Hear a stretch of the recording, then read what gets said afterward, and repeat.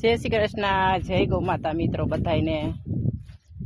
જો આવી રીતના ઉઘાડે પગે તડકામાં મુશ્કેલનું કામ છે, કારણ કે આમાં ચપ્પલ પહેરીને તો હલાય નહીં, અને ઘરે ઘરે પાણી વાળું હોય એટલે ચપ્પલ પહેરવા તો જરાય પોસાય નહીં। એટલે તડકાના જો આપણે છે ને ઉઘાડે પગે ખેતરમાં હાલી છીએ,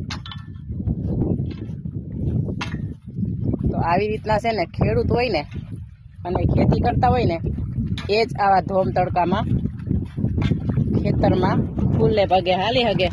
બાકી કોઈની તાકાત નથી કે તમે તડકામાં અને ખુલ્લે પગે ચાલી શકો ખેતરમાં।